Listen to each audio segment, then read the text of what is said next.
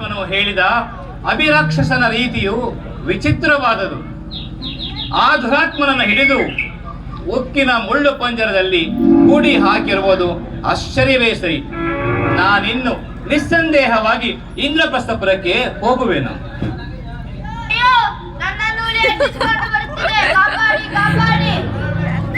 ಇದೇನು ಈ ಭೀಕರವಾದ ಕಾಡಿನಲ್ಲಿ ಯಾರೋ ನನ್ನನ್ನು ರಕ್ಷಣಾರ್ಥವಾಗಿ ಕೂಗುತ್ತಿರುವರಲ್ಲ, ಇದೇನು ಮಾಡಲಿ?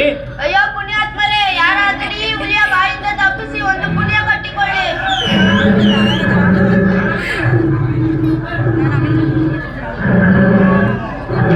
ಇನ್ನು ತಡ ಮಾಡಿದರೆ ಪ್ರಯೋಜನವಿಲ್ಲ.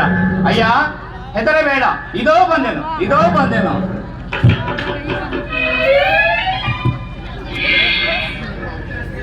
ಪೂಜ್ಯರೇ, ಈ ಘೋರಾರಣ್ಯದಲ್ಲಿ ಒಂಟಿಯಾಗಿ ಏತಕ್ಕಾಗಿ ಬಂದಿರಿ?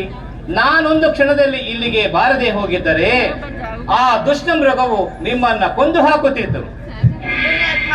ನೀನು ಯಾರು? ನೀನು ಇಲ್ಲಿಗೆ ಬಾರದಿದ್ದರೆ ನಾನು ಈ ಹುಲಿಯ ಬಾಯಿಗೆ ಸಿಕ್ಕಿ ಅದರಾಗುತ್ತಿದ್ದೇನು. ಹಾಗೆ ಕೂಗಿನ ಶಬ್ದವನ್ನು ಕೇಳಿಸಿಕೊಳ್ಳದೆ ನೀನು ಹಾಗೆ ಹೊರಟು ಹೋಗಿದ್ದರೆ ನಿನಗೆ ಬ್ರಹ್ಮಾಸ್ತ್ರ ದೋಷ ಬರುತ್ತಿತ್ತು. ಆದರೆ ನೀನು ಯಾರು? ಪೂಜ್ಯರೇ, ಪಾಂಡುಕುಮಾರರಾದ ಧರ್ಮರಾಯ, ಭೀಮ, ಅರ್ಜುನ, ನಕುಲ ಸಹದೇವರನ್ನ ಬಲ್ಲೆಯ? ಬಲ್ಲೆನು. ಆ ಐವರಲ್ಲಿ ನಾನೇ ಅರ್ಜುನನು. ಓಹೋ, ನೀನೇ ಅರ್ಜುನನೇ. ನೀನು 3 ಲೋಕದ ಪರಾಕ್ರಮಿಯಾದನೆಂದರೆ ಈ ದುಷ್ಟ ವ್ಯಾಘ್ರನನ್ನು ಸಂಹರಿಸಿದ್ದು. ಹುಚ್ಚು ಬ್ರಾಹ್ಮಣ, ಒಂದು ಅಲ್ಪವಾದ ಹುಲಿಯನ್ನು ಸಂಹರಿಸಿದ್ದಕ್ಕೆ ಮಹಾಪರಾಕ್ರಮಿ ಎಂದು ಹೇಳುವೆಯಾ? ಹೇಳುವೆನು ಕೇಳು.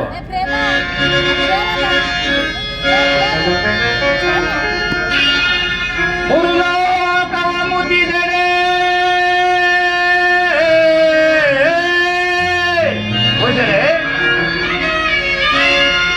ಮುರುಲೋಕವ ಮುತ್ತಿದರೆ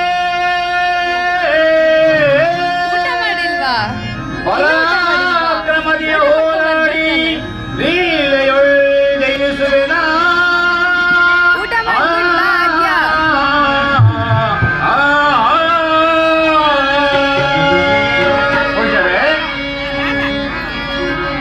ಅರನೋಳೆದರದೆ ಹೋರಾಡಿ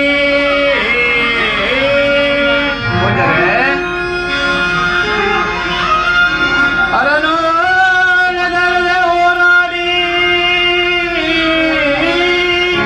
ವೈರ್ಯಂ ತರಿದಿಕ್ಕುವೆನಾಗದರದ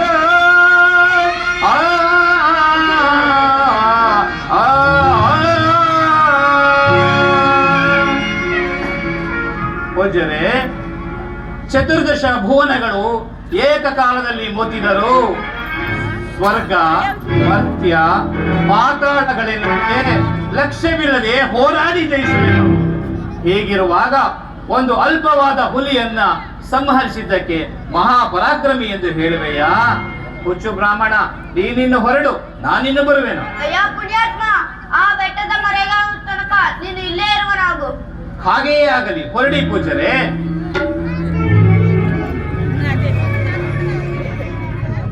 ಪೂಜ್ಯರು ಹೊರಟ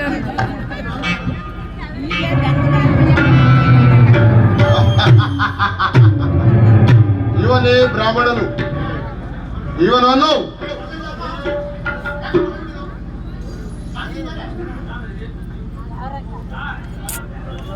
ಇವನೇ ಅರ್ಜುನನು. ಇವನನ್ನು ಬ್ರಾಹ್ಮಣ ಶಬ್ದದಿಂದ ಕರೆಯುವನು. ಅರ್ಜುನ, ಅರ್ಜುನ. ಏಕೆ, ಏನಾಯ್ತು ಪೂಜ್ಯರೇ? ಏನಿಲ್ಲ, ನೀನು ಹೋಗು, ನಾನಿನ್ನು ಬರುವೆನು. ಸರಿ, ಹಾಗೆಯೇ ಆಗಲಿ.